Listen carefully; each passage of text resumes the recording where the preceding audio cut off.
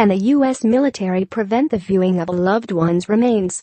A widow's claim that she was not allowed to see her husband's body after he was killed in combat has raised questions about whether the U.S. military can keep a family member from viewing a loved one's remains.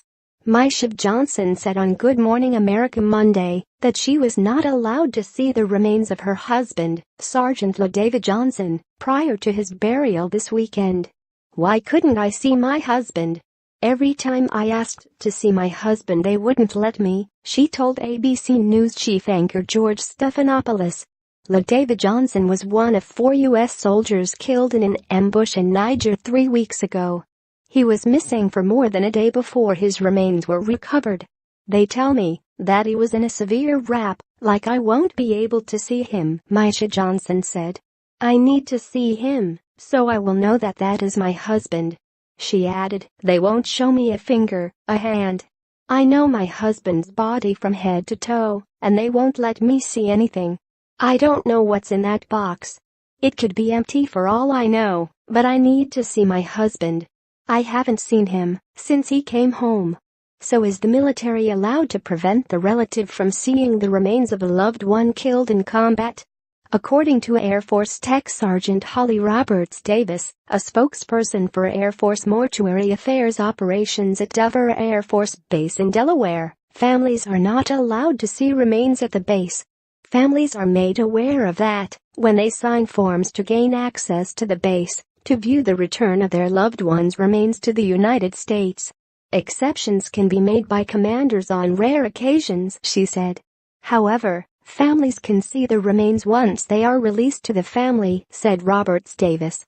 The Office of the Armed Forces Medical Examiner at Dover conducts an autopsy and then transfers the remains to the mortuary office, which embalms, restores, and dresses the remains.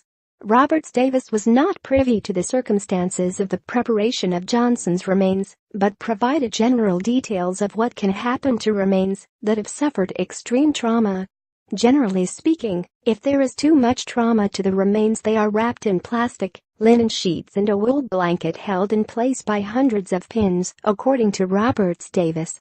Based on the condition of the remains, the mortuary office at Dover may make a recommendation to the family that they not view the remains, but it is up to the families to decide.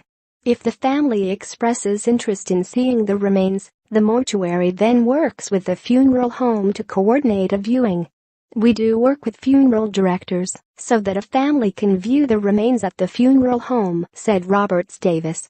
That could include a recommendation about an area in the wrap where the family could see a portion of the remains without conducting a full unwrapping, she added. The intent is to dress every military service member in a military uniform as they lie in a casket. However, if the remains are wrapped, that is not doable, so a uniform is laid atop the wrapped remains in the casket. "This is a dignified way to present the remains to the family," said Roberts Davis. The remains are embalmed early in the process, but they are not dressed or wrapped until the day before they are released to the family, she said.